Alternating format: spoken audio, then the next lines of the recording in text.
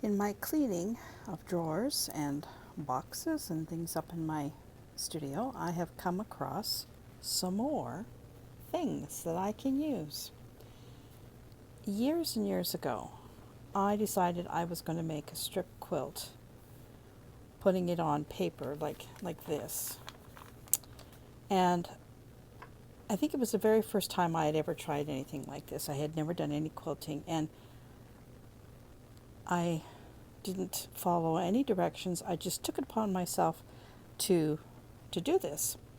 However, because I was so ignorant in what I was doing, I mixed stretch with cotton. I didn't even realize that that wasn't a good thing to do. So what I'm left with is a bunch of these pieces that I really can't make a quilt out of because it'll stretch all over the place. But I have some really great pieces. And this was the first one that I sewed together, and as you can see, it really kind of is wonky. It's pretty, but it's wonky.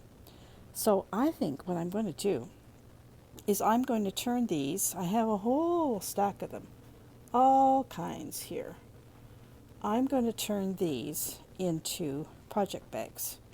I'm going to back them with an iron-on interfacing just to make them stable.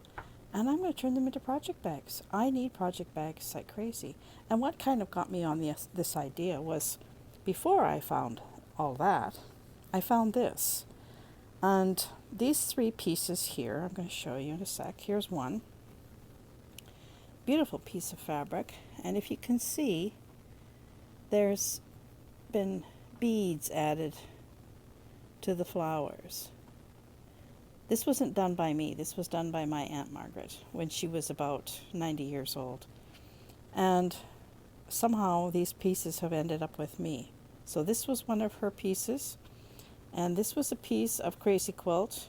She was a crazy quilter. She did beautiful work. So there's this piece, and then there's this piece. And she has done some stitching on here already. Now, I'm not going to do any more to it, but I'm going to turn these into a project bag as well, into a knitting bag or something. So I've got three of these, and I've got this one, which is just about the same size, a little bit smaller. And then I got that pile there. And then over here, I've got 4 pieces on the paper of Christmas. So I could put this on one side of the bag and just have a regular Christmas piece on the other.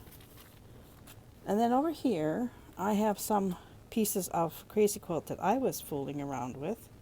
And these are old pieces. I mean, this is from maybe 20 years ago when I was first just trying things. Here's another piece and another piece.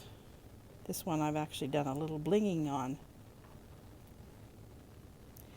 So I could make a crazy quilt, or not a crazy quilt, but a project bag out of that. And then here are some red pieces. I could do a red crazy quilt. Actually, that might go good with that one. So, I'm not crazy quilt. Project bag. Forget the crazy quilt. I'm not doing crazy quilts. And then I found a piece of black and white. It's actually quite large that I have done. I actually like this. Don't know what I'll do with that, but I can do something with it. Project bag. And then I found all these squares. And a lot of them are crazy quilts. Little crazy quilts. Isn't this crazy? These I must have done a long time ago. I don't even remember them. But there's lots here. Lots. And then there's squares. So I see, I'm not going to make quilts out of this per se, but I think I might. Well, I don't know. Some of these smaller ones, no. But there's some bigger prints in here. I don't know. I'll have to go through them and see what size they are. If it's a bigger one, I might keep it to make a 9 patch. Oh, and speaking of 9 patch, over here are 2 9 patches. Oh, good grief. I am actually my own worst enemy, am I not? Woo, look at that one. So, project bags. You think? I think. Stay tuned.